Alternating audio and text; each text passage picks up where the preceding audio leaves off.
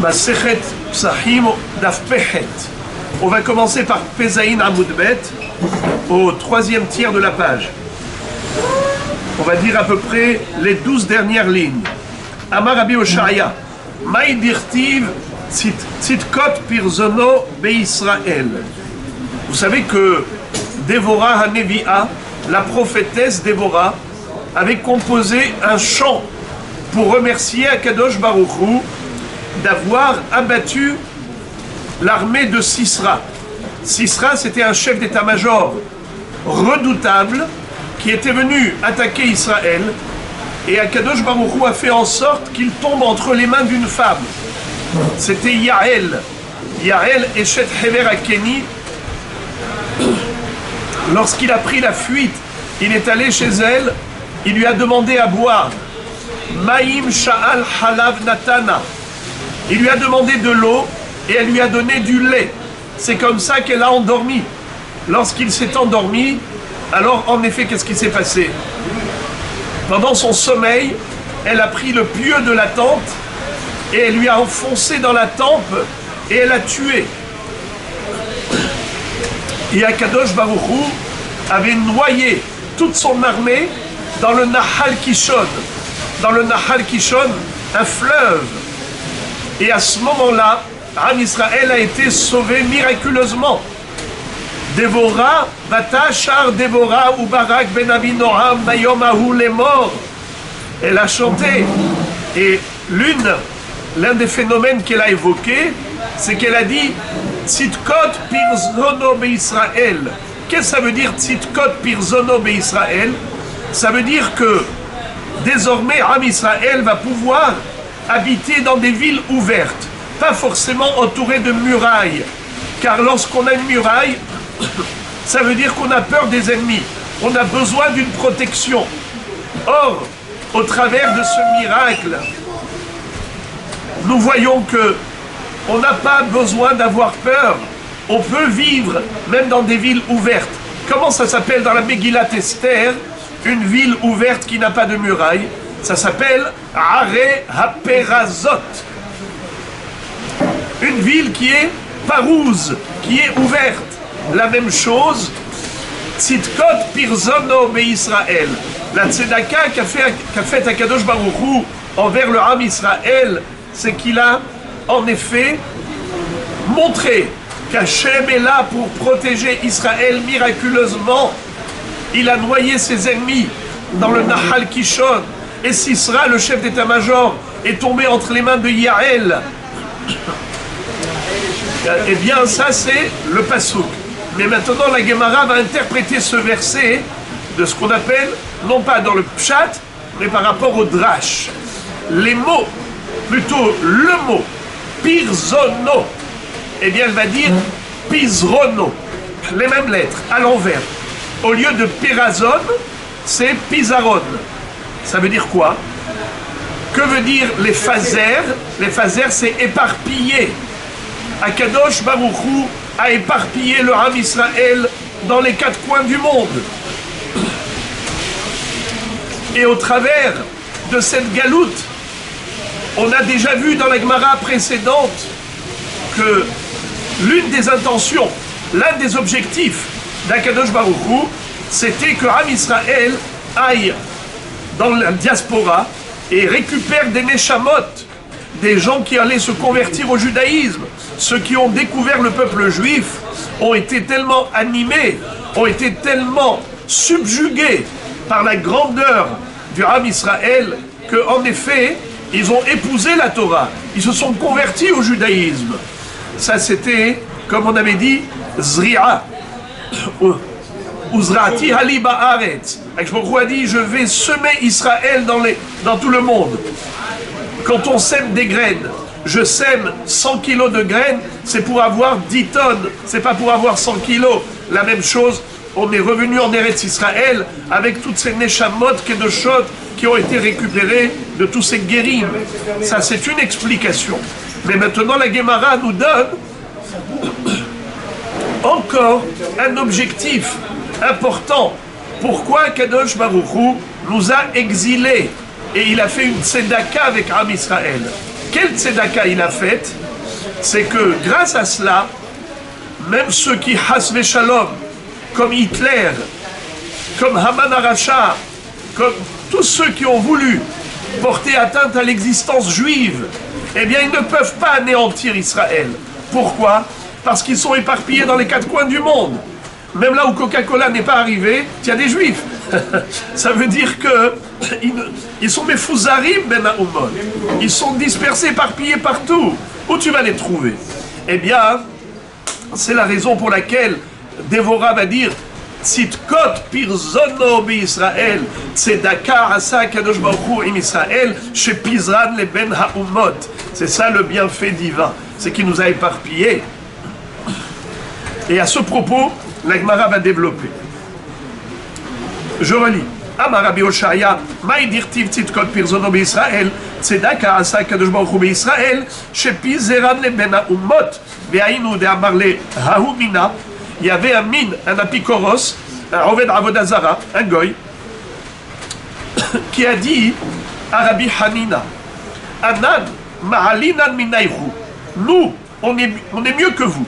Ça veut dire qu'au niveau des qualités humaines, nous les goyim, on est mieux que vous les juifs. Pourquoi? Ktiv bechu ki sheshet chodashim yashav sham Yoav vechol Israël ad ichrit kol zachar be'edom ve'ilu anan itanchu gadban kama shane. Qu'est-ce que ça veut dire? Voyez-vous que Yoav ben Tserouya était envoyé par David Amelech pour aller être Mashrit Zecher Amalek. Mahotim he et Zecher Amalek mitahat hashamayim lotishkach. Et Amalek c'était qui? C'était le fils de Eliphaz. Eliphaz, le fils de Esav. Edom, c'est les descendants de Esav. Alken kara shemo Edom. Alors Yoav ben Tserouya est resté pendant 6 mois là-bas, autour de Edom, jusqu'à ce qu'il a été mashhit tous les zachar. Qui sheshet chodashim yashav sham Yoav chol Israël adichrit kol zachar be Edom, jusqu'à ce qu'il ait retranché tous les mâles, c'est-à-dire tous les hommes de Edom. Mais il a laissé les femmes. Quand il est revenu, David Amelech lui a dit, mais pourquoi tu as laissé les femmes? C'est écrit Timchet Zecher Amalek. Il lui a dit, moi j'ai appris chez mon rab, Timchet et Zachar Amalek. Au lieu de Zecher Amalek, il a Malu. Alors il y a ceux qui disent que c'est pas le rab qui s'est trompé en disant Zachar Amalek. C'est Yoav qui a mal entendu. Mais un rab, il doit se soucier pas seulement de ce qu'il dit, mais de comment c'est entendu. Ça, c'est l'enseignement. Hein? Peut-être. On ne peut pas savoir. Mais en tout cas, on doit s'assurer que pas seulement l'émetteur fonctionne, mais même les récepteurs. Alors, il lui dit, tu vois, vous n'avez pas laissé un Zachar Be'edom. Et nous, regardez-vous les Juifs, vous habitez parmi nous. À Rome, et on vous laisse tranquille. Combien d'années vous êtes ici et on ne vous a pas détruit? On vous a rien fait. Amarlo, il lui a dit, Retzoncha, il t'appelle Lecha Talmid Ehad. Rabbi Hanina, qui a été interrogé par ce Min Oved Avodazara, il lui a dit, si tu veux bien, mon élève va te répondre. C'est Rabbi Oshaya. Nitpalé Rabbi Oshaya. Alors Rabbi Oshaya a été vers lui. Amarle, il lui a dit, tu veux savoir pourquoi vous, les goyim, vous ne cherchez pas à exterminer les juifs? Mais shum delo yad'itu echita avdu. Parce que vous ne savez pas comment vous allez procéder, comment vous allez réussir. Techalinan kulehu litanhu gabayhu. Si vous souhaitiez les exterminer tous les juifs, vous n'y arriverez pas. Pourquoi? Car vous n'avez pas sous le bras, sous la main, tous les juifs. Ils sont éparpillés dans les quatre coins du monde. Maïdeika gabayhu karelechu malchuta ketiata. Et si vous allez chercher à anéantir les juifs qui habitent dans votre pays, alors ça va vous faire une mauvaise réputation. Pourquoi? Parce que les gens vont dire, partout dans le monde il y a des juifs, Sauf dans ce pays-là. Vous êtes un pays mutilé, handicapé. Il vous manque une partie dans votre population, c'est les Juifs. D'autant plus que les Juifs apportent dans chaque pays de la prospérité. Ils apportent une bénédiction de l'économie, du développement au niveau scientifique, au niveau médical, à tous les niveaux. Donc, étant donné que les Juifs sont porteurs de bénédictions partout, et chez vous il n'y en aura pas, alors vous allez être appelé le royaume mutilé. Malchuta Ketirata. Et vous n'avez pas envie de vous faire cette mauvaise réputation. Amarle, vous savez ce qu'il a répondu ce goy? Il lui a dit, eh bien, Gapa de Romae, Beha Nachtinan ou Beha Salkinan. Il a juré au nom de la Avodazara des Romains que Behemet, leur plan, leur complot aux Goïm qui se trouvaient là-bas dans le palais, c'était de planifier Hasve Shalom, l'extermination du peuple juif. Mais après ils se sont dit, on ne peut pas porter atteinte à l'ensemble du Ham Israël puisqu'ils sont dispersés, ils se retrouvent partout. On n'arrivera jamais à toucher et à atteindre tous les juifs. Alors, tuer uniquement ceux qui sont chez nous, eh bien finalement, ça va se retourner contre nous. On sera un peuple marginal par rapport à tous les autres. Et c'est comme ça qu'on se retient. Beha Salkinan ou Beha Nachtinan. C'est avec cette idée qu'on arrive et qu'on monte, c'est-à-dire qu'il nous vient à l'esprit de Chas Shalom, faire du mal aux Juifs, et c'est comme ça qu'on renonce à ce projet, puisqu'on voit qu'il est irréalisable.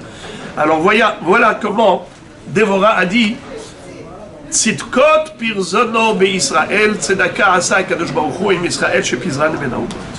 Encore une dracha. Tane Rabbi Chia, Maï dirtiv Elohim evin darka v'hu yada et mekoma, יודע הקדוש ברוך הוא את ישראל שאינם יכולים לקבל גזירות אכזריות של אדום, לפיכך הגלה אותם לבבל. C'est-à-dire, la destruction du premier Beth Amikdash, c'était en Babylonie. Plutôt, par le Nabuchodonosor qui était le roi babylonien. On a été exilé en Babylone. Ensuite, deuxième Beth Amikdash, il a été détruit par Rome, par Édom. Ensuite, il y a eu Galout Édom. Mais le Ham Israël, la première fois, il s'est retrouvé en Babylonie. Et en effet, même quand il y a eu plus tard la Aliyah, en Eretz Israël avec Ezra Sofer, après 70 ans de Galout Bavel, ils ont reconstruit le Beth Amikdash, mais il n'y avait que 42 000 juifs et quelques qui sont montés avec Ezra Sofer. La majorité du peuple était resté en Chutz La'aretz, ou Galout Bavel. Akadosh Baruch Hu a ainsi préparé la pérennité de la Torah, car les Babyloniens étaient moins cruels que les Romains. Donc il ne nous a pas envoyé directement Édom pour détruire le Beth Amikdash et nous exiler à Édom, parce qu'on n'aurait pas pu tenir par rapport à l'atrocité de leurs décrets cruels, et Chas v'Shalom, la Torah aurait disparu. C'est-à-dire qu'on n'aurait pas pu résister à la cruauté des Romains, et ils nous auraient convertis de force à la religion de Édom.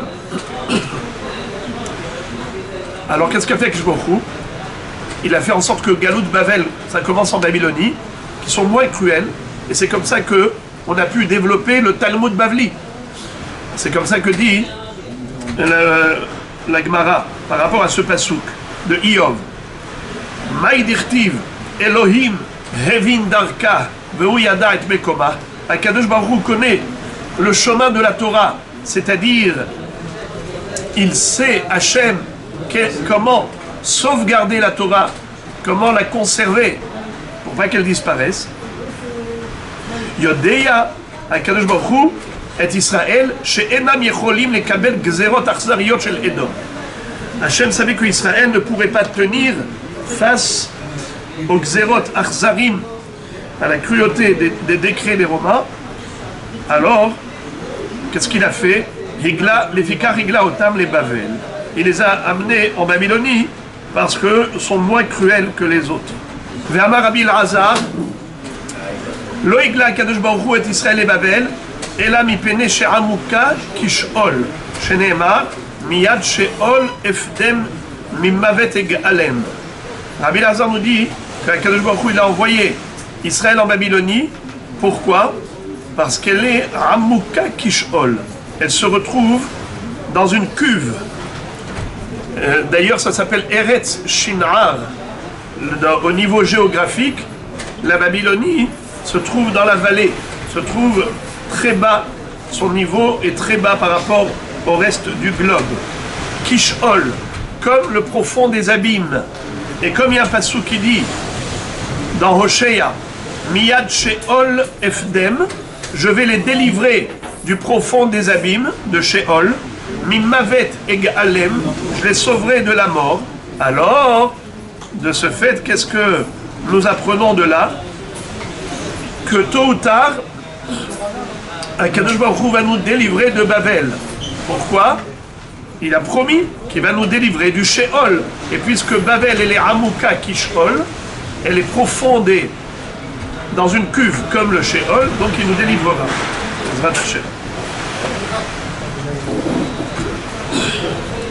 Deuxième raison, pourquoi Kadosh Baruch Hu nous a envoyés en Babylonie. Rabbi Hanina Amar, Mipene Shekarov Leshonam, Lelashon Torah. Parce que les Babyloniens, ils parlaient l'araméen. Et l'araméen, c'est proche du Lashon de la Torah. Alors, pour pas que nous oublions totalement la langue hébraïque, qu'est-ce qu'a fait Hachem? Il nous a envoyés en Babylonie qui ont une langue qui ressemble à la nôtre. Comme ça, même les gens qui vont plus parler l'hébreu, mais qui vont parler l'araméen, ils seront proches de l'hébreu. Et donc, quand ils voudront étudier la Torah, ils auront des outils de travail. Vous voyez combien, très souvent, les gens sont quelque part déconnectés de l'étude. Pourquoi? Parce que la langue fait écran. Quand vous demandez à quelqu'un qui parle français ou anglais, vous lui dites de venir parler hébreu, eh bien, l'hébreu pour lui, c'est de l'hébreu. C'est vrai, ça n'a vraiment rien à voir au niveau linguistique, ça n'a rien à voir avec l'hébreu. Et il y en a qui vraiment ont du mal.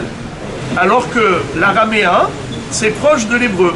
C'est ce qui fait que le peuple ne sera pas ignorant en Torah, car même les gens qui ne vont pas pratiquer l'hébreu mamash, quand ils voudront étudier, trouveront le moyen. Et maintenant la Gemara nous dit encore une autre raison pour laquelle Akadosh Baruch Hu nous a envoyés en Babylonie. Rabbi Yochanan Amar Mipene Shishigran Lebet Iman. Parce que Akadosh Baruch Hu nous a renvoyés à notre lieu d'origine. On est originaire de Babylonie.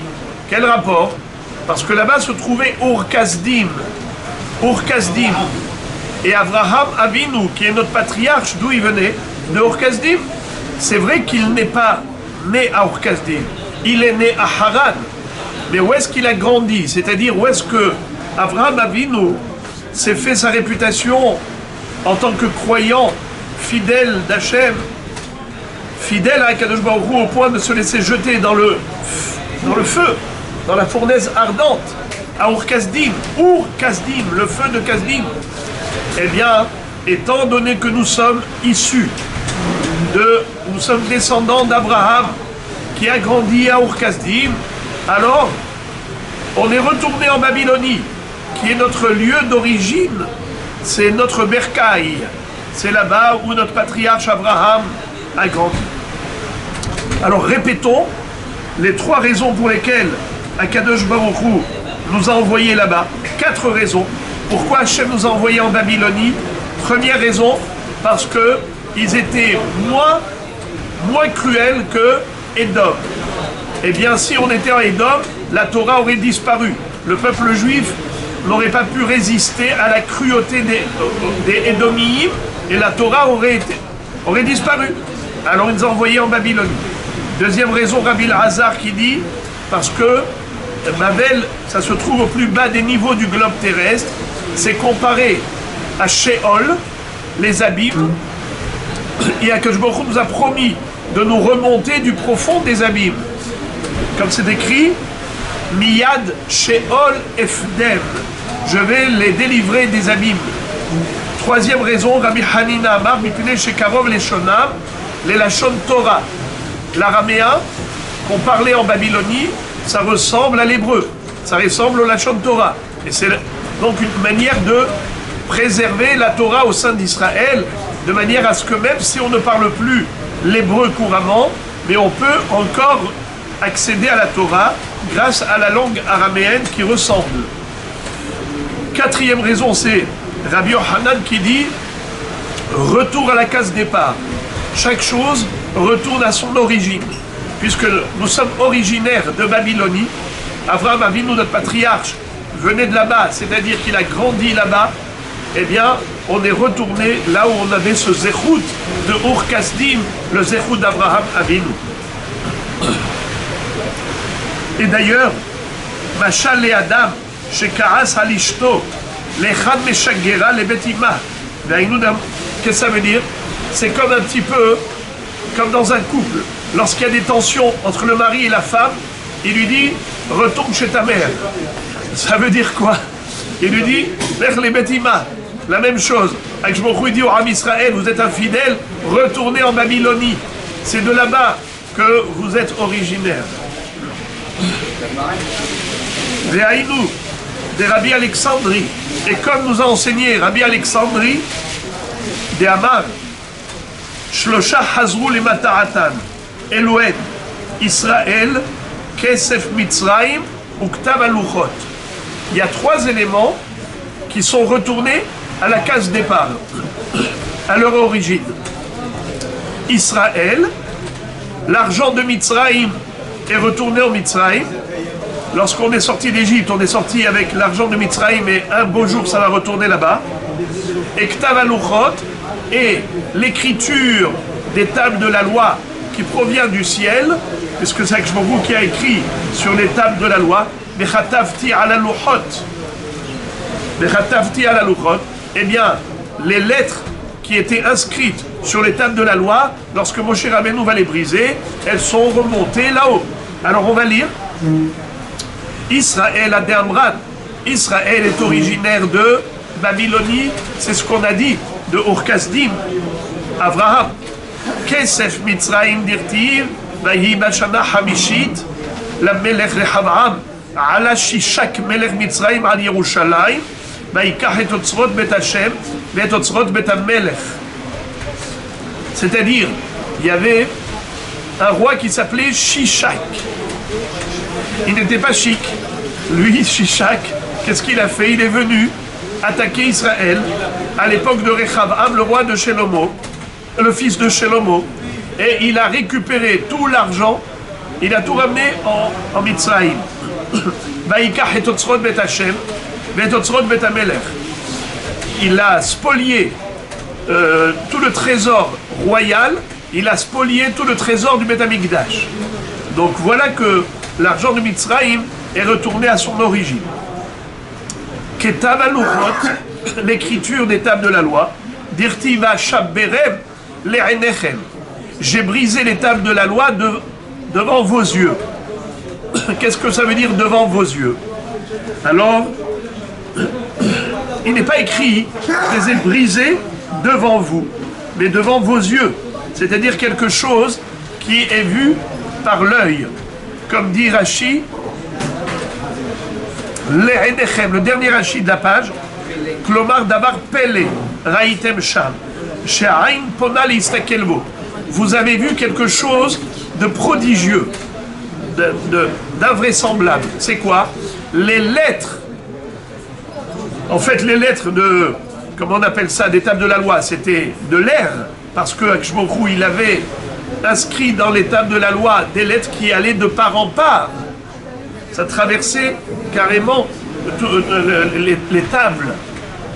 Et malgré tout, ces lettres, miraculeusement, on a vu les lettres s'envoler dans le ciel. Ça, c'est aussi un miracle. Nes betoch nes. Mashaberem le'enechem. Et donc, Rabbi comment il s'appelle? Rabbi Alexandrie a dit que 3 choses sont retournées à leur origine. Israël sont retournés en Babylonie, l'argent de Mitzraïm est retourné en Mitzraïm, et l'écriture céleste est retournée au ciel. Roula donne une 5e raison pourquoi Israël a été exilé en Babylonie. Roula Amar Kede Sheyochlu Temarim V'Yarasku Batora.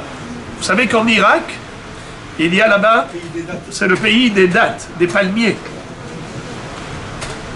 Entre parenthèses, une fois j'étais en Tioul avec la communauté et on a été dans un Moshav Yad Mordechai. Et là-bas, ils vendent beaucoup de dattes, toutes sortes de dattes, 9 catégories de dattes. Ils vendent le silan, le miel de dattes et ainsi de suite. Des choses extraordinaires faites avec les dattes. Et ils ont dit que quand ils avaient ramené toutes ces espèces, en fait, ils prenaient dans leurs valises, dans les affaires, juste comme ça, une branche du palmier, et ensuite, ils apportaient ici, ils plantaient, c'est comme ça qu'ils ont développé.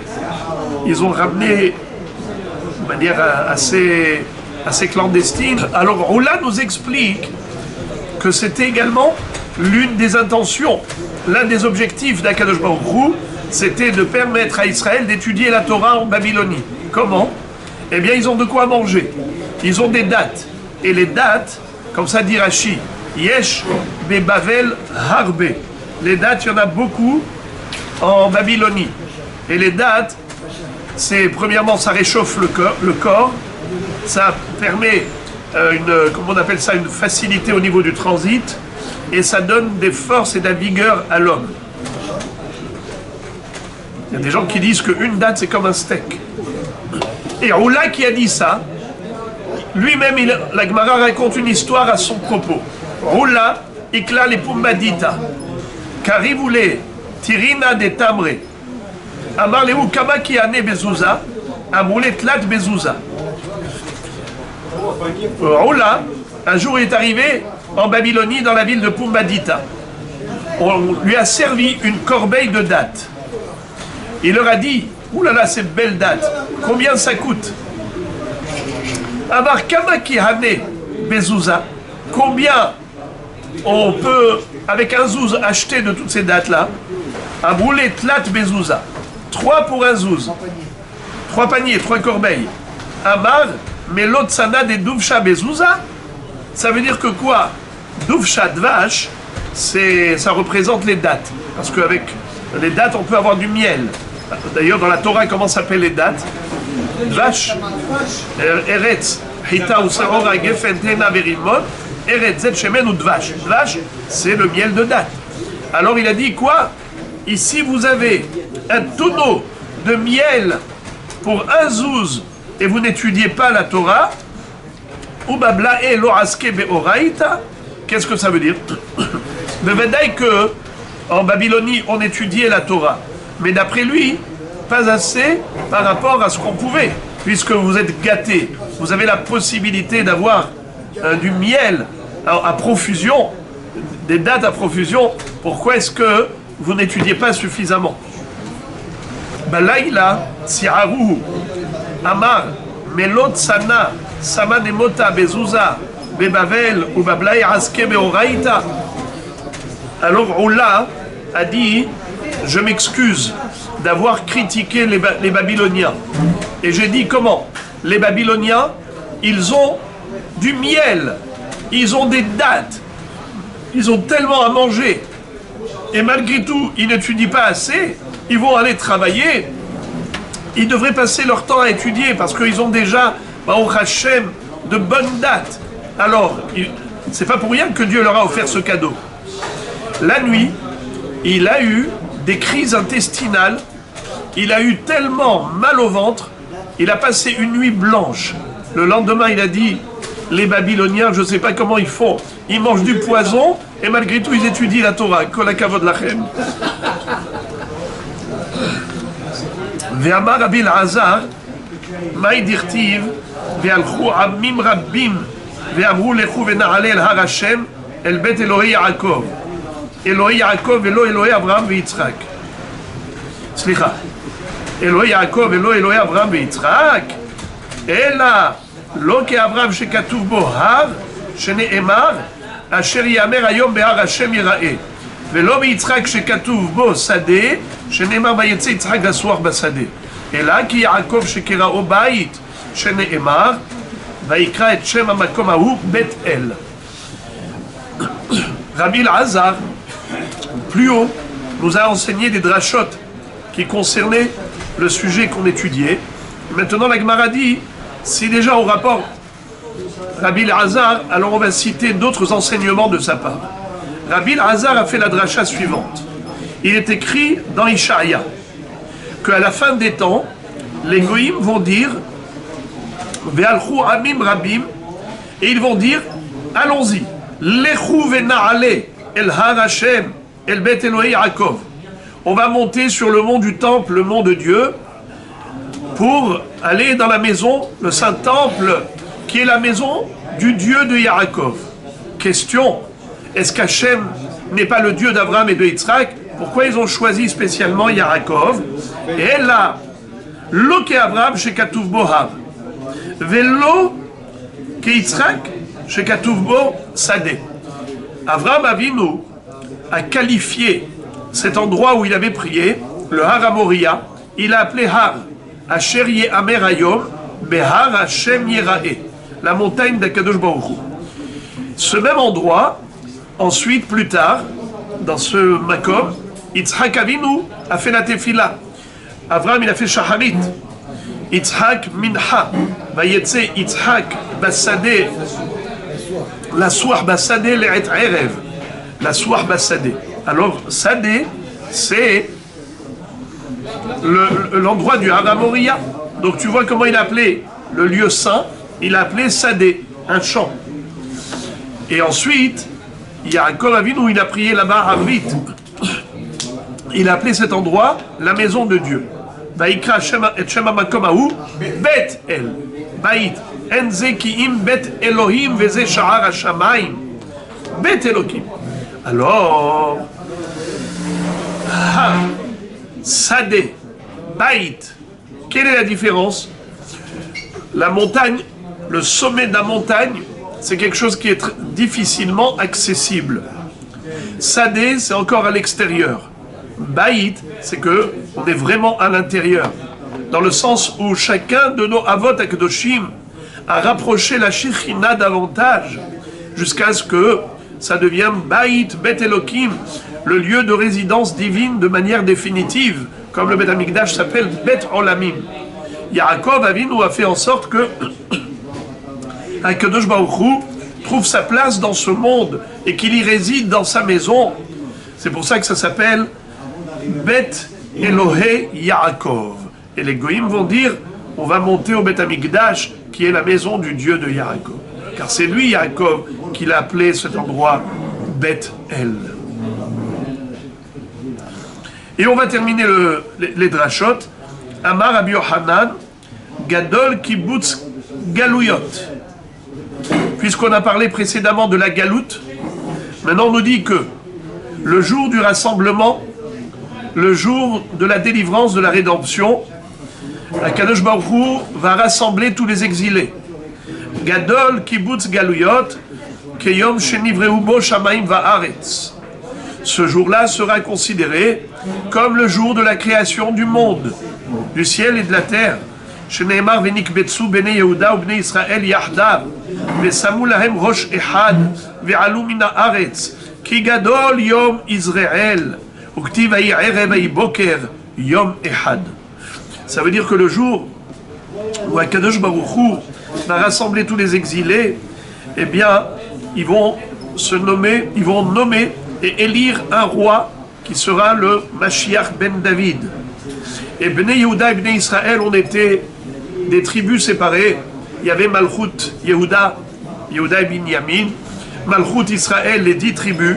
Il y avait le schisme, la séparation, la division. Mais là, désormais, on ne sera plus qu'un seul peuple, dirigé par un seul roi. Vesamu lahem rosh ehad ve'alu min haaretz. Et ce jour-là est tellement important qu'il s'appelle Yom Israël. Et on a déjà vu que Israël, c'est Israël. Akadosh Baruch Hu a parsemé Israël dans les quatre coins du monde. Mais le jour du Kibbutz Galouyot, où il les ramènera pour se réunir en Eretz Israël, c'est un jour tellement grandiose comme le jour de la création du monde. En quelque sorte, on va atteindre l'objectif de la création. Pour que, enfin, le monde ait une raison d'être, c'est que Am Israël sera là pour servir à Kadosh Baruch Hu, comme il a fait dans la difficulté, dans les différents exils. Là, ce sera dans l'ère messianique, après la rédemption. Alors les amis, voilà maintenant, on va reprendre l'étude de la halakha des Mishnayot. On a appris dans la Mishnah que si quelqu'un a fait Korban Pesach pour le Yatom, c'était un apotropos. Apotropos, c'est un tuteur qui a été nommé responsable de la gestion des orphelins. Eh bien, l'orphelin, il mange grâce à qui? Grâce au tuteur. C'est lui qui gère. Eh bien, le tuteur, quand il va faire un Korban Pesach, il va acquitter le Yatom, il va acquitter l'orphelin. L'orphelin va manger de ce Korban. Si il y avait deux tuteurs et que chacun il a fait son Korban Pesach en pensant acquitter le Yatom, alors le Yatom il va manger avec qui? Alors la Mishnah nous a dit Yochal bemakom shu rotse. S'il veut manger avec ce tuteur, il peut, avec l'autre, il peut. La Gemara pose la question, elle dit Shma mina yesh brera. Est-ce que d'ici il faut déduire que la Mishnah elle pense que yesh brera? Hier on a déjà expliqué cette notion de rétroactivité, c'est-à-dire qu'au moment de la Shechita et au moment de la Zrikat Adam, du sacrifice de l'agneau pascal, on ne savait pas avec qui il allait manger. Est-ce qu'il allait manger avec ce tuteur ou avec ce tuteur, Réhouven ou Shimon? Et après, au moment de la Achila, c'est écrit dans la Mishnah, Yochal bema kom shu rotse. Il veut manger avec Réhouven, il peut, avec Shimon, il peut. Mais comment il peut? Puisqu'il faut une réservation préalable. Il faut, avant la Shechita du Korban Pesach, avoir déjà réservé sa part, sa place. Si on n'a pas réservé lorsque la bête était vivante, on ne peut pas réserver après la Shechita. Alors la question se pose, pour quelle raison le Yatom peut choisir au moment du repas, il choisit d'aller avec Réhouven ou aller avec Shimon, mais comment? C'est trop tard. Réponse, Brera. Il s'avère rétroactivement que sa volonté actuelle existait déjà avant la Shrita. On considère comme si, avant la Shrita, il avait déjà dit « je veux manger avec celui-là ». Et ce choix actuel qui est considéré rétroactif, qui est considéré comme étant les mafreya, comme si déjà, depuis avant la Shrita, c'était déjà un choix exprimé explicitement, c'est ce qui nous permet de comprendre que Behemet, même si on va dire que En Brera, la rétroactivité n'existe pas. Ça n'existe pas. Tu ne peux pas dire après la Shrita, je veux manger avec lui, et c'est comme si j'ai réservé avant la Shrita. Ça n'existe pas. Alors pourquoi ça marche? C'est pas parce que Yesh Brera. C'est parce que il y a un pasuk. Amar Abizera, c'est la baït. Mikol Makom. Qu'est-ce que ça veut dire? Un homme, il peut obliger ses jeunes enfants à s'associer avec lui. Et donc la même chose. Le apotropos, il est considéré comme le fils. Pardon. Le Yatom, l'orphelin, est considéré comme le fils du apotropos. Et donc, étant donné que l'apotropos a un droit de l'assimiler à son propre korban, eh bien, en effet, c'est considéré comme si, de facto, il est avec lui, il n'a pas besoin de choisir. Ça veut dire que il y a une exception. Bien que je vous ai dit que la règle générale, c'est qu'il y ait une réservation. Et la réservation se fait par la personne elle-même, que ce soit l'homme ou la femme, ou ainsi de suite. Mais les jeunes enfants, non. C'est la baït. la Torah dit que le Baal Habayit a le droit de compter et d'assimiler et d'annexer à son korban tous les jeunes enfants de la maison. C'est son droit absolu. De ce fait, étant donné que le tuteur est considéré comme le père de cet orphelin, eh bien il peut l'assimiler comme il veut. Alors vous avez compris que le chidouche de la Torah ici, en disant c'est la baït, c'est comme dit Rashi, regardez Rashi, la deuxième des petites lignes de Rashi, c'est la baït. Ish Baal Habayit ikahenu lechol bene beto ve'eno tzarich da'atan. C'est ça le chidouche.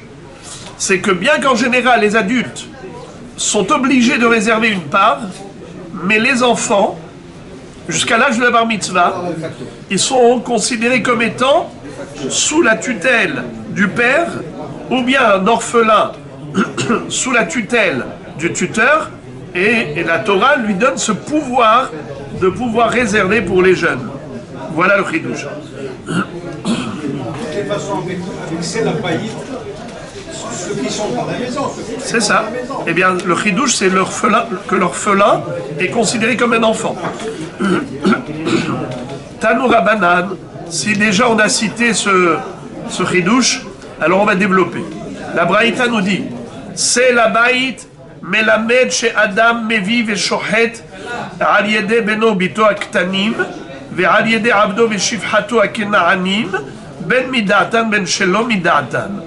אבל אינו שוחט על ידי בנו וביתו הגדולים ועל ידי עבדו ושבחתו העברים ועל יד אשתו אלא מדעתן. Voilà, vous apprenez tout ce qui se dégage de ces deux mots. C'est la baït. Akadosh Baruch Hu donne le pouvoir au Baal Habayit de réserver pour tous ceux qui sont sous sa responsabilité, tels que les Beno Bito Aktanim, les garçons et les filles, qui sont ses fils et ses filles quand ils sont petits, ne sont pas bar mitzvah. Pareil, Avdo Veshivhato Akenaanim, quand on est propriétaire d'un Eved Kenaani, on est vraiment propriétaire, ils nous appartiennent. Alors, on peut également réserver pour eux sans leur demander leur avis. Par contre, si les enfants ont grandi, ils sont bar mitzvah, il faut absolument que la réservation se fasse par eux, que ce soit eux qui réservent. Également, hein? Non, on ne parle pas ici de tuteur, on n'est plus dans tuteur. On est maintenant dans une autre baraïta. Et justement, parce qu'on a parlé du tuteur, et on a pris ça du pasouk, c'est la baït. Maintenant, la baraïta nous cite l'origine de cet enseignement. L'origine de cet enseignement, c'est pas avec des tuteurs ou des orphelins. On parle des enfants biologiques. Le père peut réserver pour son fils et sa fille biologique, même sans leur demander, jusqu'à 13 ans. Pareil, le Eved Kenaani ou Shifra Kenaanite qui lui appartiennent, il peut réserver pour eux sans leur demander. Pourquoi? Eved Kenaani, même jusqu'à 100 ans, ça lui appartient le Eved. Oui, l'enfant c'est 13 ans. Parce que il n'est majeur qu'à partir de 13 ans. Il est mineur jusqu'à 13 ans. Donc quand est-ce qu'il a la responsabilité sur son fils? Jusqu'à 13 ans. Après, l'enfant, il est responsable de lui-même. Donc la mitzvah de l'enfant, c'est de réserver sa part dans le Korban Pessah, exactement comme n'importe quel adulte. Il doit mettre les téphilines, l'enfant à 13 ans? Oui, alors il doit réserver sa part dans le Korban Pessah. Non. Mais c'est ce que dit la Braïta, clairement. Aval eno shohet al-yede beno bito agdolim. Le mot al-yede, j'ai oublié de vous traduire. Généralement, al-yede, ça veut dire par le biais de. Al-yede, al-yad. Ici, ça ne veut pas dire al-yede par le biais de, ça veut dire pour eux. Alors, le père, il peut réserver pour son fils et sa fille qui sont mineurs. Le propriétaire peut réserver pour son serviteur et sa servante qui sont Kenaanim, parce qu'il est propriétaire. Donc la Torah donne le pouvoir à celui qui a le pouvoir. Et donc, il peut lui réserver le Corban Pessah. Par contre, dès le moment où l'enfant a grandi, ou la fille a grandi, ils sont gdolim, ils sont bar mitzvah, bat mitzvah. Ça y est, ils sont devenus majeurs, et donc ce sont eux qui doivent réserver avec leur père. Également, le Ebed Ivri. Pas Ebed Kenaani, un Ebed Ivri. Il ne m'appartient pas. Un Ama Ivriya, une Ama Ivriya ne m'appartiennent pas. Qu'est-ce qui m'appartient? C'est leur travail. C'est-à-dire leur main-d'œuvre. C'est comme s'ils devaient travailler chez moi pendant 6 ans. Après 6 ans, ils peuvent sortir librement. Naturellement, ils partent en liberté. N'est-ce pas? Ça veut dire qu'ils ne m'appartiennent pas. Alors, qu'est-ce qui m'appartient? Leur travail. Ok. Et de ce fait, il faut qu'ils réservent. S'ils veulent faire partie de mon Corban Pessah, il faut qu'ils viennent me dire « Je veux réserver une part ». Ça, c'est le din par rapport au Eved Ivri. Et la femme aussi, l'épouse aussi, ce n'est pas tacite, ce n'est pas de facto. Il faut que la femme dise à son mari « Je veux réserver une part seulement ». Pourquoi on n'a pas besoin que ce soit explicite? Parce qu'on dit qu'en général, la femme veut réserver avec son mari. Mais si elle dit clairement « Je ne veux pas », aujourd'hui, je suis fâché avec toi, je veux manger avec mes parents, eh bien, elle peut aller chez ses parents. La Gemara pose la question, et elle dit comme ça. Avant de poser la question, la Gemara conclut la Braïta. Vechulan sheshahatu, veshahat rabban alehen, yotz'in beshel rabban, ve'en yotz'in beshel atzman, chutz mina isha sheyechola limchot. C'est-à-dire, toutes ces personnes qui ont fait un korban pour elles-mêmes. Les shahad rabban alehem. Yotz'im beshel rabban ve'en yotz'im beshel atzman. Chutz mina isha sheyichola limchot. C'est-à-dire, si par exemple, le Adon, il a fait la shrita pour le Eved ne peut pas dire non, moi je veux faire une shrita à part. Ou le père qui a fait une shrita pour son fils, il ne peut pas dire moi je veux faire une shrita à part. Ils sont obligés de s'acquitter avec le père ou le Adon. À l'exception de la femme, qui elle n'est pas obligée de suivre son mari. Si elle veut faire un korban à part, elle peut refuser son mari en disant je ne veux pas être avec toi. Vechulan sheshahatu veshahad rabban alehen yotz'in beshel rabban ve'en yotz'in beshel atzman chutz mina isha sheyechola limchot. C'est-à-dire, on a dit que toutes ces personnes, le Eved Kenaani ou les enfants, s'ils veulent être autonomes et indépendants du père ou indépendants du Adon, ce n'est pas possible. Pourquoi? Parce qu'ils sont de facto assimilés au korban du père ou du Adon. À l'exception de la femme qui, elle, peut refuser d'être assimilée au korban de son mari et peut dire à son mari « je ne veux pas ». Alors la Gemara dit « Maïshna Isha ». Pourquoi tu dis que la femme? Mais il n'y a pas que la femme. Il y a aussi le Eved Ivri, Ama, Ivriya, qui sont aussi des personnes autonomes. Ils ne sont pas obligés de suivre le Adon ou le Adon. Alors la Gemara répond, Amarava, Isha Bechol Dedamela. C'est-à-dire que quand on a dit, à l'exception de la femme, qui elle n'est pas obligée de suivre son mari, ça inclut également ceux qui ressemblent à la femme, c'est-à-dire le Eved Ivri et la Ama Ivriya ne sont pas obligés de suivre le Adon. La Gemara maintenant pose une autocontradiction de la Braïta. Hagufa Kashia. La Braïta se contredit. Amart Hutzmina Isha Sheyichola Limchot. À l'exception de la femme qui a le droit de contester. Tama Demahe. Toute la raison pour laquelle elle n'est pas quitte avec son mari, c'est parce que elle a contesté. Halomahe. Mais si elle n'avait pas contesté, Nafka Beshel Baala, elle est acquittée automatiquement par le korban du mari. Vea katane resha, velo aliede ishto elamidatan, hastama lo nafka. Pourtant, dans la resha d'Abraïta, tu as dit que pour que la femme soit quitte, il faut que vraiment on ait son agrément, on ait son approbation.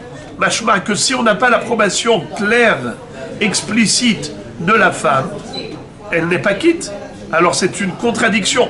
C'est pas gênant ça. La Gemara répond, Maï, elamidatan, lav de amrein, elabistama, leapukecha de amour lo. C'est-à-dire que quand on dit que la femme n'est pas quitte avec son mari, c'est quand elle a dit non, je ne veux pas. Mais jusqu'à preuve du contraire, on considère que l'esprit de la femme, c'est de suivre son mari. On n'a pas besoin que ce soit explicite, pas besoin de dire je veux m'acquitter avec toi. Stama, zekeilu midata. Stama, la femme, même sans rien dire, c'est comme si elle a dit je veux aller avec mon mari, parce que c'est la nature humaine. Sauf preuve du contraire, où elle a dit clairement je ne veux pas m'acquitter avec toi, je veux réserver avec mon père ou autre, eh bien dans ce cas-là, elle a le pouvoir. Alors il faut quand même rappeler que la femme n'a pas le statut de shifra, de Eved. C'est-à-dire que la femme ne peut pas être vendue par son mari pour travailler, par exemple. Ça veut dire qu'au niveau de Eved et shifra, il a un pouvoir absolu, ils lui appartiennent, et c'est pour cela qu'ils ne peuvent pas se détacher de lui au niveau du Korban Pessah. Ils n'ont même pas possibilité de réserver ailleurs, parce qu'ils sont entièrement dépendants de lui. Tandis que, par exemple, un Eved Ivri, Ama Ivriya, est-ce que moi je peux vendre mon Eved Ivri? Je peux pas. J'ai un droit, lequel droit? Qui travaille pour moi. Sa main-d'œuvre m'appartient, mais lui ne m'appartient pas, je ne peux pas le vendre. C'est la raison pour laquelle, en effet, il n'y a pas de possibilité pour eux de se détourner du Hadon. Par contre, l'épouse, si elle veut dire à son mari « je ne veux pas être avec toi », elle a la possibilité, bien que généralement, ce n'est pas le cas. Généralement, une femme, elle suit son mari, et c'est la raison pour laquelle, jusqu'à preuve du contraire, on considère qu'elle veut s'acquitter avec le Korban Pessah du mari, n'a pas besoin de réservation explicite, mais si elle a dit clairement « je ne veux pas », elle a le pouvoir. Elle peut se détacher parce qu'elle ne lui appartient pas en tant que shifra. Ils ont le kinyan du mariage, Ariat Mekudeshet li, et comme on dit au début de ma Masechet Kiddushin, Haisha Niknit, Bishlosha Derachim, Bekesef Bishtar ou Bebi'a, ce kinyan-là, c'est pas un kinyan du gouf, c'est un kinyan par rapport à la vie conjugale, c'est-à-dire qu'elle lui est réservée sur le plan conjugal, des Asarla Akule Alma Keekdesh. Elle est interdite à tout le monde sur le plan conjugal, au niveau d'intimité, comme du Ekdesh. Mais ce n'est pas un vrai kinyan comme un Eved Kenaani. C'est pour cela que elle peut être indépendante au niveau du Korban Pessah. La Gemara dit Veha kulam sheshahatu beshahat rabban alehem yotzim beshel rabban debistama vekatane chutz mina isha mipene sheyechola limchot. La Gemara dit il y a ici un petit problème. Ta réponse elle est belle, mais au niveau du lachon de la baraïta, il y a un petit souci. Lequel? Il est écrit Veha kulan sheshachatu beshahat rabban alehen yotzim beshel rabban debistama vekatane chutz mina isha mipene sheyechola limchot. Qu'est-ce que ça veut dire? Que le Eved Kenaani, Shifra Kenaanit, s'ils ont fait un korban à part, et le Hadon a fait un korban pour eux, avec qui ils sont yotzé? Ils sont quittes avec le korban du Hadon, pas avec leur korban à eux, parce qu'ils appartiennent au Hadon. Et on a dit Chutz mina isha, mipene sheyechola limchot, à l'exception de la femme, que si elle a fait un korban et son mari a fait un korban, elle a la possibilité de faire un korban autonome. Pourquoi? Car elle a un pouvoir de contestation. Yechola limchot. Elle a un pouvoir de contestation. Alors la Gemara nous dit comme ça. Eux, comment ils s'appellent? Le Eved Kenaani, Shifra Kenaanit, ils n'ont pas exprimé leur contestation. On a parlé de ça. Ils ont fait un korban à part, mais ils n'ont pas contesté le Hadon. Et on a dit que Dans ce cas-là, ils sont avec le Hadon. Sauf la femme, qui, elle, ne va pas avec son mari. Ça veut dire quoi, elle ne va pas avec son mari? Elle n'est pas quitte par le korban de son mari, même sans contestation, parce qu'il faut rester symétrique. De quoi elle parle la Braïta? La Braïta, elle parle de personnes qui n'ont pas contesté explicitement, verbalement. Et là, on fait une différence entre la femme et le Eved Kenaani. La femme, elle, ne suit pas son mari. Les autres, ils sont obligés de suivre la donne. Ça veut dire que quoi? Que la femme, elle ne suit pas son mari, à philo bistama. Même sans rien dire, elle n'est pas acquittée par son mari. Or, lui, avant cela, qu'est-ce que tu m'as dit? Que jusqu'à preuve du contraire, la femme, on présume qu'elle veut aller avec son mari. Quand est-ce qu'elle n'est pas quitte par son mari? C'est quand elle a dit à son mari, je ne veux pas que tu m'acquittes. Et là, tu vois que non. Elle n'est pas quitte, même bistama, elle n'est pas quitte. Question, la Gemara répond, Amarava, Kedan sheshahatu, en lecha mihui gadol mise. Rava dit, non, tu as mal compris. Tu as cru que, lorsque le Eved Kenaani et Shifra Kenaanit ont fait un korban à part leur Adon, lui il a fait un korban pour eux. Et eux, ils ont fait un korban à part. Tu as dit, ils n'ont pas parlé. Ils n'ont pas contesté. D'accord? C'est pas vrai? Ils ont contesté. Comment? Pas en parlant. Par le fait qu'ils ont fait un korban à part. Tu n'as pas de plus grande contestation que cette action d'autonomie. Ils ont été faire un korban à part. Ça ne s'appelle pas une contestation. Ça s'appelle une contestation. Quoi, tu as besoin de le dire verbalement? Tu n'as pas plus explicite que quelqu'un qui va prendre son korban Pessah et il va faire un korban à part. Donc ça veut dire qu'il ne veut pas s'acquitter avec le korban du Hadon. Alors même la femme, quand on a dit Hutzmina Isha, eux ils ne peuvent pas contester. Mais la femme, elle peut quoi? Contester. Mais sans contestation. Si elle n'a pas dit je ne veux pas aller avec mon mari, on dit que Mistama, certainement, elle veut aller avec son mari. On a appris à propos d'un Eved qui appartient à deux associés et chacun des associés a fait son korban. Il ne pourra manger ni avec l'un ni avec l'autre. La Gemara pose une contradiction. Ramel et Rav Ena Saba le Rav Nachman Tnaan Eved shel shnei shutafim lo yochal mishel shnehem ve'atanya ratza mize ochel ratza mize ochel. Il y a une braïta qui dit que le Eved Kenaani peut choisir chez qui il veut manger, chez ce propriétaire ou ce propriétaire. Lui, il appartient à deux associés. 50% appartient à l'un et l'autre et 50% à l'autre. Alors, je comprends pas. La Mishnah me dit qu'il mangera ni avec l'un ni avec l'autre, et la Braïta me dit s'il veut, il peut manger avec l'un ou avec l'autre. Amarle Rena Saba Ve'amrela Patia Ukma. Rav Nachman a répondu. Il lui a dit Rena Saba, comment tu peux poser une telle question? Et certains disent qu'il lui a dit Patia Ukma. Ça veut dire un Keli Shahor. Pourquoi? Parce que très souvent, cet ami de Chachamim était tellement investi dans l'étude qu'ils se laissaient aller et ils étaient comme noircis, pâles, et même les vêtements comme un peu noircis. Alors il lui a dit Keli Shahor, Patia Ukma. Je vais te donner la réponse. Mini ou minar tistayem shmateta. Matnitin bede kapde ahadade, baraita de lo kapde ahadade. Il n'y a pas de contradiction. La Mishnah qui a dit que il ne peut pas manger ni chez l'un ni chez l'autre, on parle de deux propriétaires qui sont makpidim, c'est-à-dire l'un dit à l'autre, toi tu ne vas pas profiter de mes 50%. Et l'autre dit, toi tu ne vas pas profiter de mes 50%. En quelque sorte, ma partie reste ma partie et tu n'as aucun droit sur ma partie. Tandis que la Braïta, elle parle de deux associés qui sont pacifiques, des gens pacifiques. Il lui écoute, prends-le en charge. Fais Korban Pessah pour lui. Même si ça m'appartient, les 50%, je te donne le droit de faire le Korban Pessah pour lui. Alors dans ce cas-là, il peut. Ratzamize ochel, c'est-à-dire que l'autre aussi lui a dit, allez, toi aussi tu peux faire Pessah pour lui. Je te donne mon droit des 50%.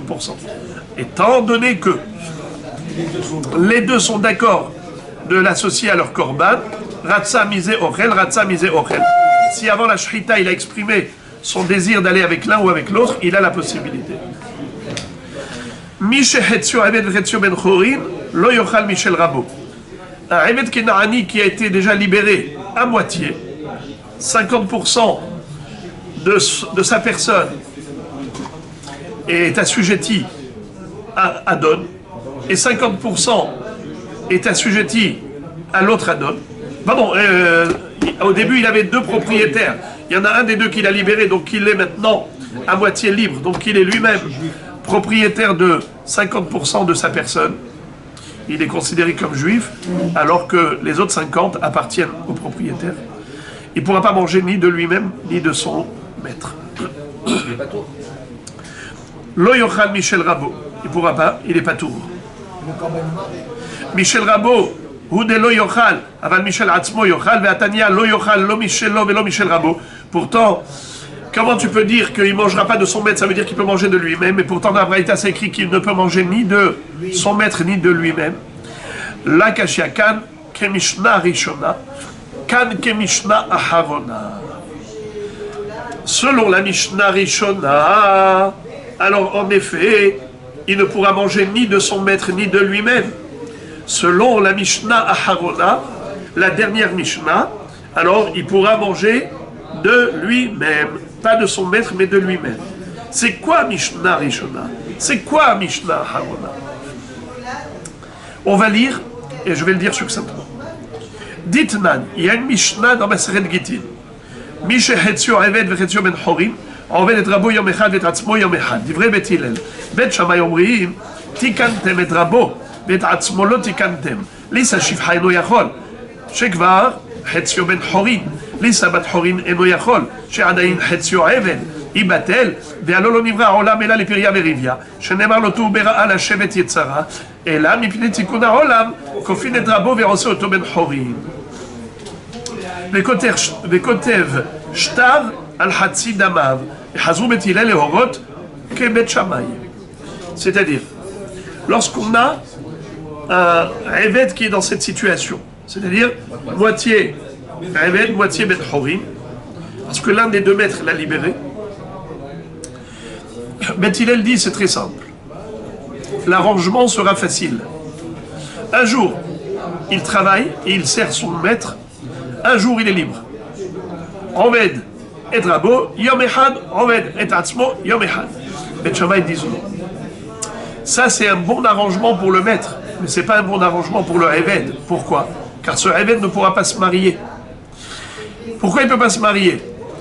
Car nous avons une halakha qui dit que on n'a pas le droit d'épouser, nous juifs, une shifha kenaanite si on est un homme, ou une femme d'Israël n'a pas le droit, une fille d'Israël n'a pas le droit d'épouser un Eved kenaani. On apprend du pasuk, Loï kadesh bibne Israël, lotiye kedesha bibnot Israël. C'est quoi kadesh? Kadesh, c'est consacré à la prostitution. Un juif ou une juive n'ont pas le droit de se prostituer. Or, se marier avec Eved Kenaani ou Shifha Kenaanite, c'est la prostitution. Pourquoi? Car il ne peut pas y avoir de Kiddushin. En Kiddushin Tofsin, mais Eved Kenaani, mais Shifha Kenaanite. Même si on dit Ariat Mekudeshli, ça ne marche pas. C'est comme si tu disais à Hamor, Ariata Mekudeshli. Ça sert à quelque chose? En Kiddushin Tofsin. Besar Hamorim, Besaram, Vizirmat Susim, Zirmatam. C'est la raison pour laquelle, étant donné qu'il n'y a pas de Kiddushin possible, avoir une relation avec cette Shifra Kenaanite ou une fille d'Israël avec un Eved Kenaani, c'est Kadesh ou Kedesha. C'est la prostitution. Lo yé Kadesh b'bnei Israël, lo yé Kedesha b'bnot Israël. Alors maintenant, ce Eved Kenaani, quand il était Eved Kenaani, avec qui il pouvait aller? Avec une Shifra Kenaanite. Un juif, avec qui il peut aller? Avec une juive. Mais celui qui est à moitié Eved Kenaani, moitié juif, avec qui il peut se marier maintenant? Ni avec une juive, parce qu'il est à moitié Eved, ni avec une Shifra Kenaanite, parce qu'il est à moitié juif. Alors ça fait qu'il ne peut rien faire.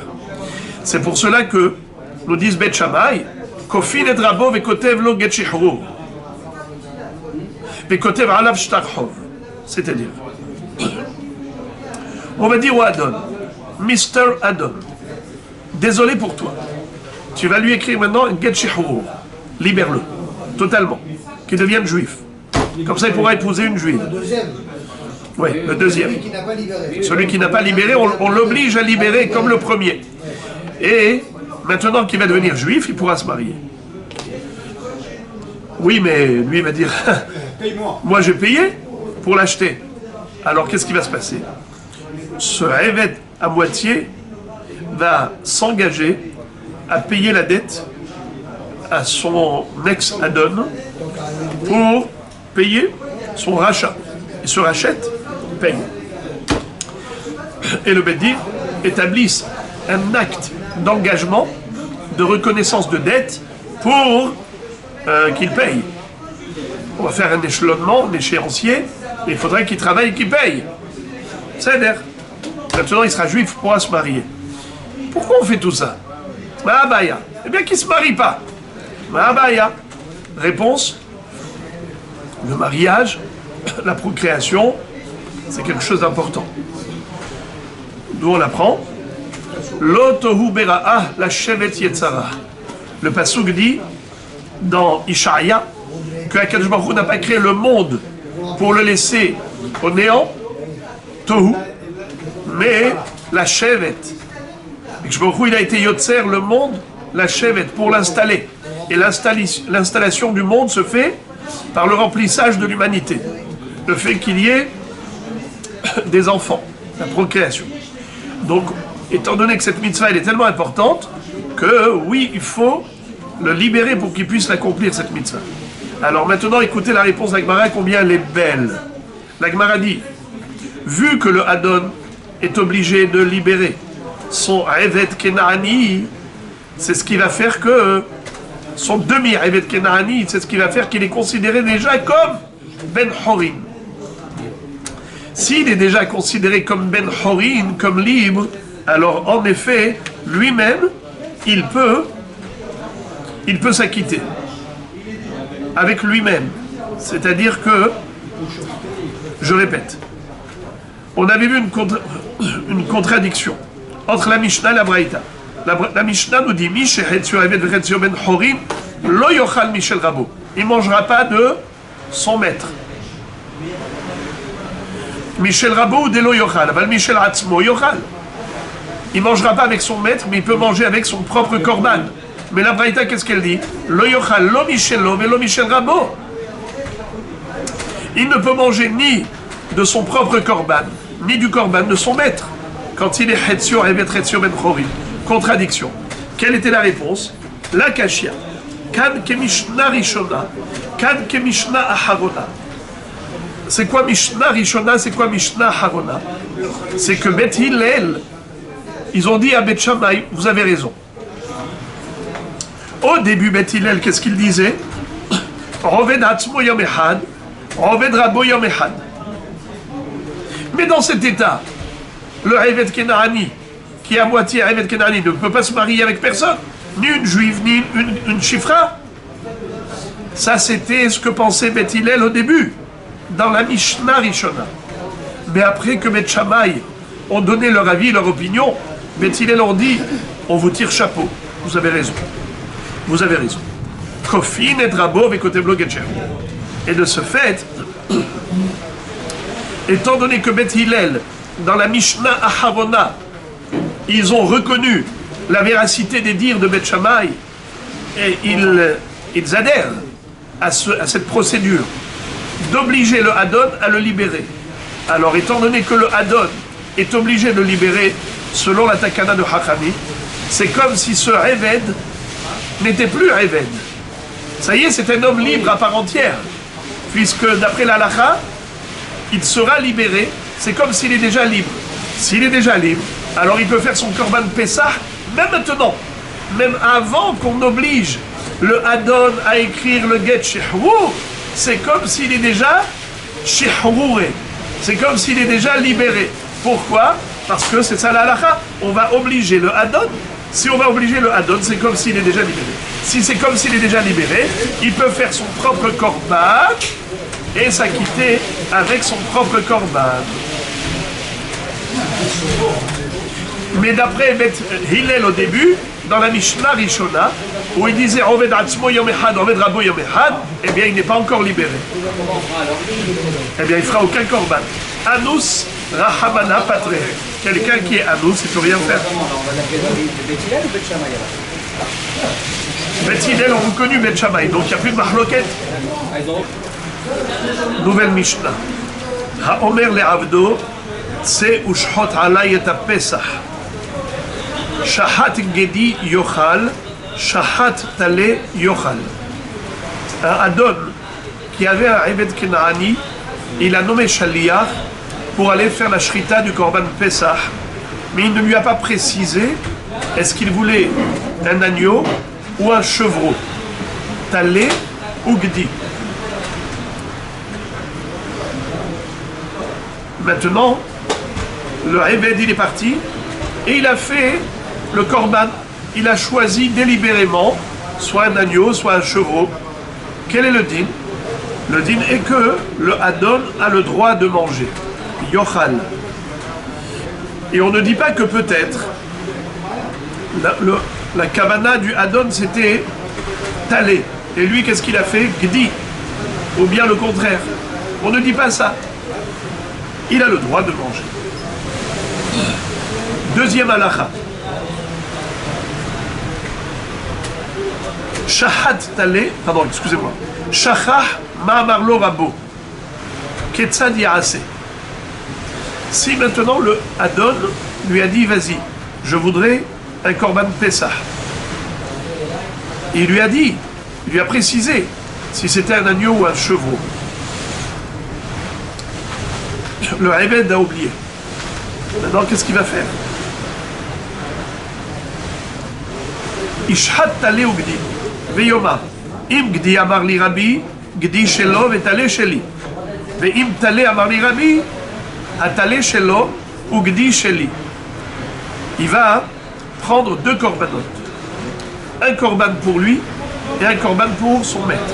Et il va dire, je vais prendre un Gdi et un Tale. Et il pose une condition. Il dit, si mon maître voulait le Gdi, eh bien le Gdi sera pour lui, moi je prends le Talé. Si ce qu'il m'a dit c'était un Talé, alors le Talé sera pour lui, le Gdi sera pour moi. Il pose une condition, il n'y a pas de problème. La question est de savoir comment Michlal, lui, il fait un korban à part. On avait dit que le Hadon, que le Eved Kenaani, il s'acquitte avec le Hadon. Là, il faut dire que, étant donné que le Hadon veut s'acquitter du Korban Pesach, il est logique que dans ce cas, il lui donne la possibilité d'être autonome pour se faire un Korban Pesach à lui tout seul, afin de pouvoir poser la condition de faire le Tenaï. Parce que sinon, comment le Eved peut se détacher du maître?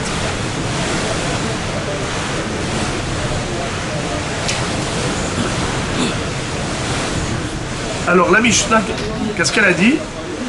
Que s'il a oublié, qu'est-ce que lui a demandé son maître, alors il peut faire deux korbanot en posant le Tenaï.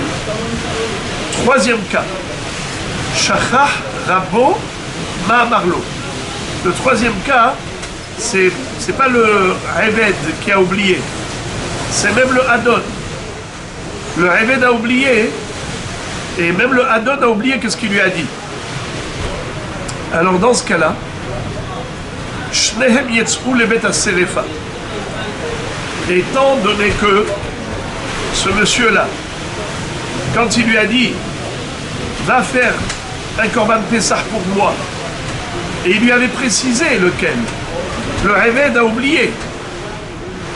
Alors qu'est-ce qu'a fait le Eved? Il a fait un tnaï. Il a dit, une fois que je vais faire le tnaï, je vais aller vérifier. Je vais dire à mon maître, qu'est-ce que tu m'avais dit? Allez, alors voilà. Qu'est-ce que tu m'avais dit? Gdi, eh bien voilà. Mais le problème maintenant, c'est que quand il va chez le Hadon, il lui dit, qu'est-ce que tu m'as dit? Il a dit, j'ai oublié moi aussi. Alors ça fait que on ne sait plus lequel qui était shrité pour le Hadon et lequel qui était shrité pour le Eved. Alors qu'est-ce qui va se passer? On ne pourra manger aucune viande, ni de Pesach Gdi, ni du Pesach Talé. Shnehem yetz'u le bet serefa. Les deux, il faudra aller les brûler, on ne pourra pas les manger. Et malgré tout, Peturin milarasot Pesach Sheni. Malgré tout, ils n'auront pas besoin de faire Pesach Sheni. Pourquoi? Rashi explique que, étant donné que la réalité, elle est ce qu'elle est, il lui a bien dit quelque chose, ou Talé ou Gdi, il lui avait dit. Maintenant, lui, il a oublié. Mais Klapé Shemaya, Galia, le ciel, lui, Akadosh Baruch Hu, sait exactement qu'est-ce qu'il lui a dit. Donc, au moment où le Kohen a fait la Zrika, lui, il a fait la Shrita, la Zrika Tadam, donc il y a eu aspersion du sang du Korban sur le Mizbeach. Un pour le Hadon et un pour le Eved. Mais on ne savait pas lequel était pour le Hadon, lequel était pour le Eved. Mais Akadosh Baruch Hu, il sait. Alors les deux, ils sont quittes.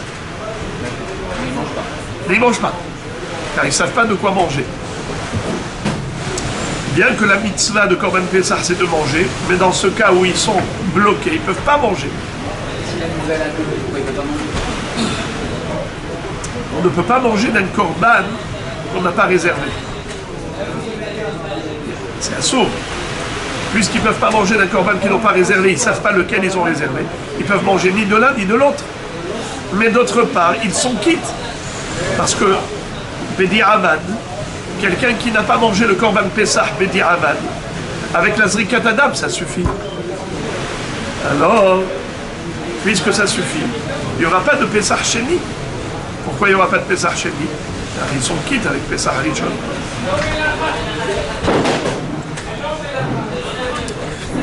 Maintenant, la Gemara pose la question Pshita. On a appris au début de la Mishnah une halakha qui dit que Ha'omer le Avdo, c'est où Shchot alayet Pesach, Shahat Gedi Yochal, Shahat Ale Yochal. La Gemara se demande c'est quoi le chidouche de la première halakha de la Mishnah. Qu'est-ce qu'on avait dit? Que s'il a envoyé, il a envoyé,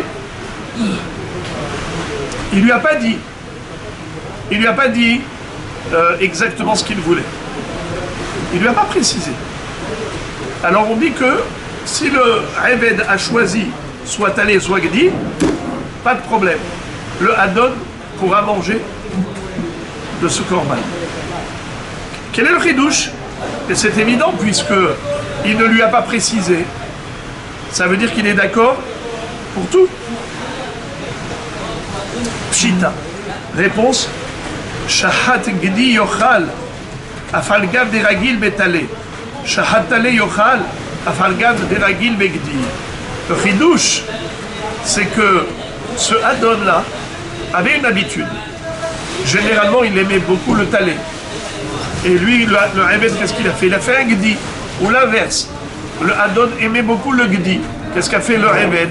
Talé.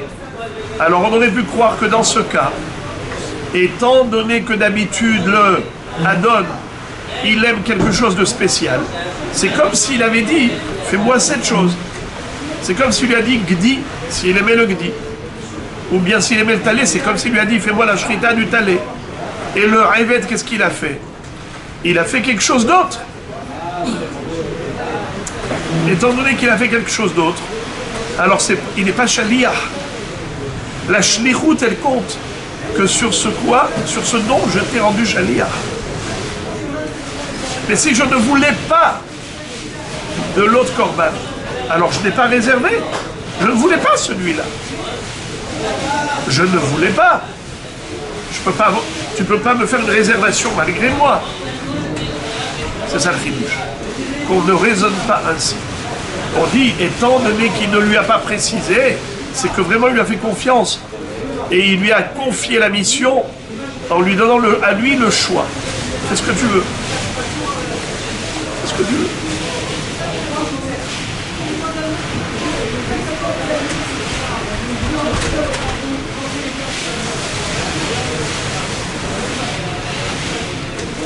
Shahat Gdi Betale, Yochal Min Harishon. La Mishnah nous a dit que s'il a fait la shrita des deux, Gdi Betale, alors dans ce cas-là, Yochal Min Harishon. J'avais oublié d'expliquer ce cas dans la Mishnah. Dans la Mishnah, il n'y avait pas que 3 cas, il y avait 4 cas.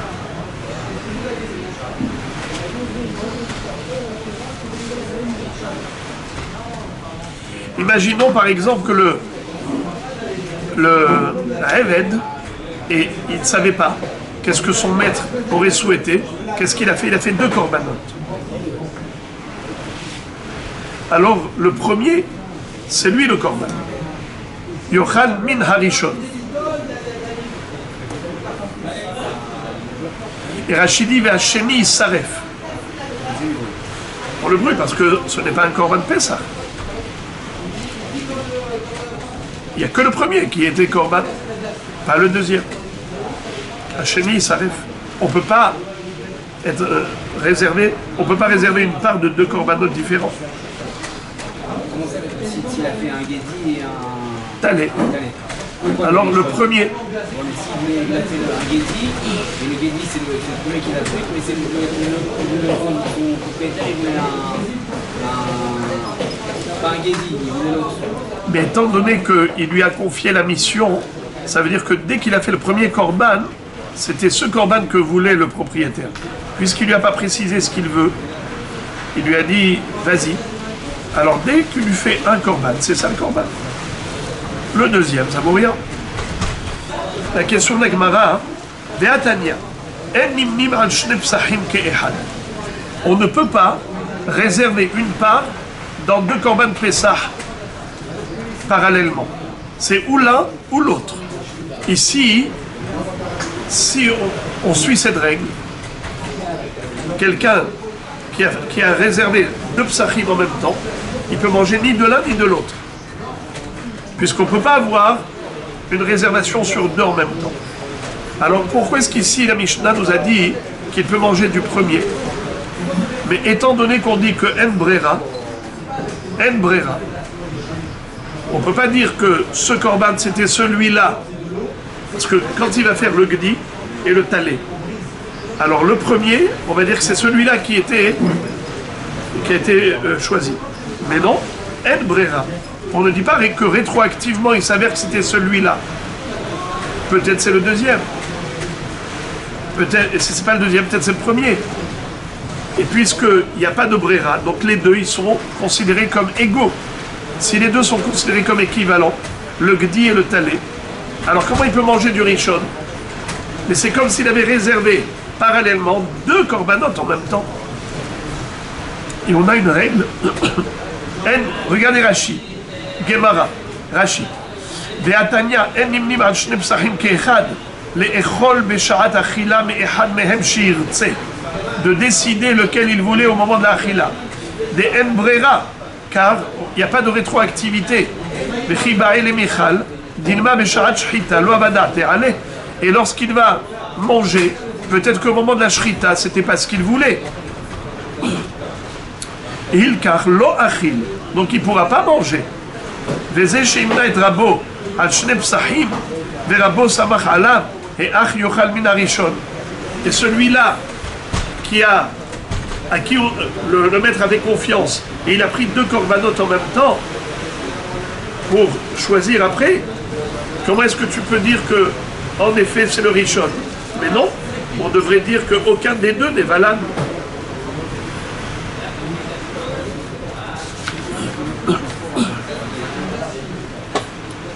Réponse, matnitin bemelech ou malka. La réponse c'est que ici on parle d'un roi et d'une reine. Le korban Pessah du roi et de la reine. Et alors, regardez Rashi. Melech ou malka shetluin al avdehem. Ve'en makpidin al s'udatan im gdaim im tlaim. Le roi et la reine, comme ils ont beaucoup, pour eux c'est pas un luxe de manger talé, gdi. Ils ont des tonnes de talé, ils ont des tonnes de gdi. Si c'est pas aujourd'hui qu'il va manger du gdi, demain il mangera du gdi. Si c'est pas aujourd'hui du talé, demain du talé, c'est pas ce qui manque. Ils veulent du gdi, du talé, allez-y. Donc pour eux, il n'y a pas de kpeda, il n'y a pas de makpid. Puisqu'il n'y a pas de makpid, et ils disent alors Avadim, préparez à manger. Ils mangent tout. Il n'y a pas le din de brera. Pourquoi? Parce que le gdi ou le talé, ils sont d'accord pour gdi ou pour talé pareillement. Il n'y en a pas un qui préfère plus que l'autre. Les fikach yochal minarishon. C'est pour cela que le roi ou la reine mangeront du rishon. Exactement. Mais kevan deleka kpeda, puisqu'ils n'ont pas de kpeda, yatsa barishon automatique, yatsa barishon et de chovato bi'idach bichdi nishhat. Et le deuxième korban, il a été shrité pour rien, bichdi pour rien. Alors il faut le brûler. Non, ça veut dire le premier qui a été shrité, c'est celui-là qu'on veut. Parce qu'on ne peut pas avoir deux korban Pessah. Parce qu'ils ne savaient pas qu'est-ce que le maître voulait. Le Eved ne savait pas qu'est-ce qu'il voulait, le roi. Mais Bémet, le roi, s'en fiche. La Gemara apporte une preuve. Ve'atania, la preuve que c'est comme ça que le roi et la reine, ils comptent sur les autres. On ne peut pas réserver deux korban Pessah parallèlement. Il était une fois le roi et la reine, Shabrou les Ravdehem, qui ont dit à leurs serviteurs, c'est où allez-y nous faire la shrita du korban Pessah. Ils ont été et ils ont fait la shrita de deux korban Pessah, c'est-à-dire un gdi et un talé. Parce qu'ils ne savaient pas qu'est-ce que le roi préférait. Baou Veshalou est un melech. Alors ils ont été poser la question au roi. Qu'est-ce que vous voulez? Amarlahem Nechou Veshalou est un malka. Allez-y poser la question à la reine. La reine, elle était, nous dit Rashi, intelligente et savante. Elle connaissait la halachot et tout. Baou Veshalou est un malka. Amarlahem Nechou Veshalou est Rabban Gamliel. Elle leur a dit allez-y poser la question au Rav. Rabban Gamliel qui était le Nassi. Baou Veshalou et Rabban Gamliel. Amar lahem malka melech de da'atan kala alehem yochlu min harishon. Il a répondu, le roi et la reine, puisque eux, pour eux c'est léger, c'est-à-dire ils n'ont pas de souhait précis. Pour eux il n'y a pas d'importance. Gdi talé, parce qu'ils en ont tellement, alors ils n'avaient pas de préférence. Il n'y a pas de préférence chez eux puisque ils en ont des tonnes. Alors, pour eux, que tu fasses un gdi aujourd'hui ou un talé aujourd'hui, ça n'a aucune espèce d'importance. C'est la raison pour laquelle Yochlu min harishon, le premier que vous avez fait pour eux en tant que korban Pessah, c'est ça le korban Pessah.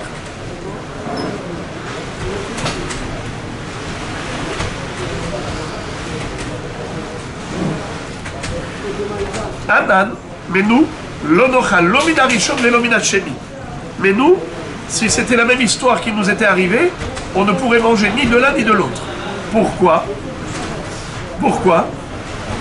Parce que pour nous, c'est hashuv, et on a une kpeda. Et comme on ne peut pas, en brera, on ne peut pas agir avec la rétroactivité. Maintenant j'ai envie de ça. Mais avant, qu'est-ce que je voulais? Au moment où il a fait pour moi, on n'avait pas précisé. Et on ne pouvait pas savoir qu'est-ce que la personne voulait. Malgré tout, alors c'est pour cela que aucun korban ne peut être mangé. Parce que peut-être que le rishon, c'était ce qu'il voulait. Et alors le chéni, il faut le brûler. Mais peut-être que le chéni, c'est ça ce qu'il voulait. Alors le rishon, il faut le brûler. Et puisqu'on ne sait pas lequel il voulait, rishon ou chéni, et il y a une kpeda chez l'homme. L'homme, il a une préférence, plus ça que ça. Seulement, on ne pouvait pas savoir rétroactivement. Alors, c'est pour cela que Shneim Yetzrou les Betasref. Les deux, il faut les brûler.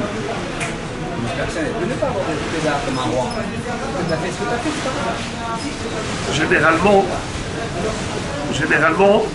quand on vous pose la question au début, vous voulez ça ou vous voulez ça, eh bien vous allez dire ce que vous voulez. Mais un roi et une reine, ils ne vont pas dire. Fais ce que tu veux, parce que j'en ai des tonnes. L'envie C'est-à-dire que moi, j'ai pas beaucoup d'argent. Je peux pas me payer les deux. Alors qu'est-ce que je fais? Je fais un choix. C'est ou ça ou ça. Il faut que je fasse un choix. Mais le roi et la reine, il a autant qu'il veut. Donc il fait pas de choix. Nathan Kalla, son esprit léger.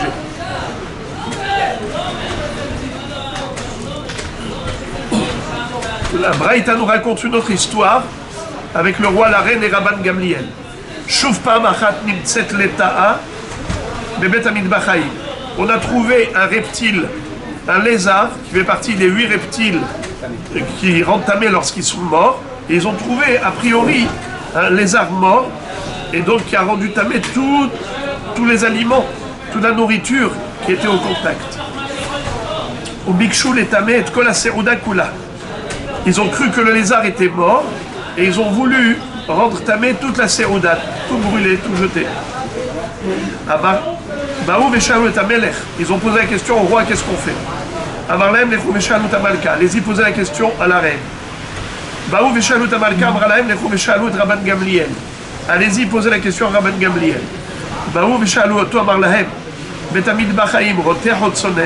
Est-ce que le lézard, on l'a trouvé dans du brûlant ou dans du froid? Un brûlant rotéa. On dit chaud, rotéa. Ils lui ont dit, prenez le lézard, versez-lui dessus de l'eau froide. Pour la réanimation.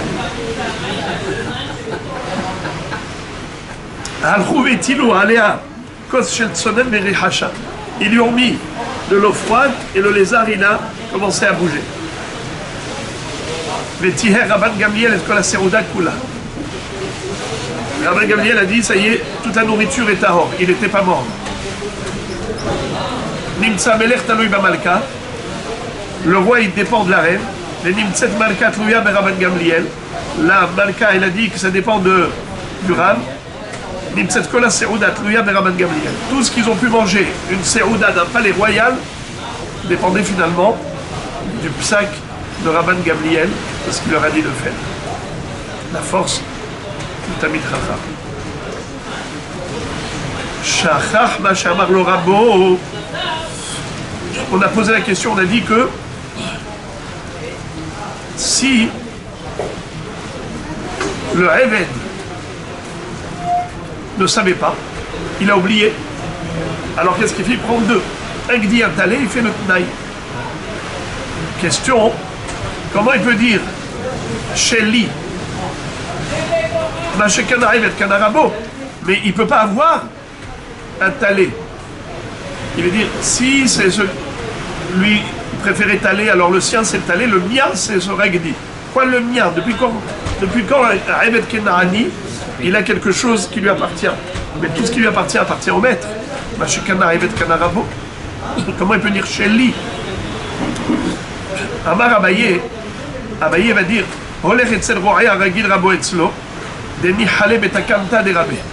il va chez le berger, le chevillard, chez qui le Hadon a l'habitude d'acheter des bêtes. Et ce chevillard, comme il est le vendeur, le commerçant qui vend généralement à son maître, alors c'est quelqu'un qui a des relations sympathiques avec le maître. Et il va chercher à trouver une solution pour le maître. Alors,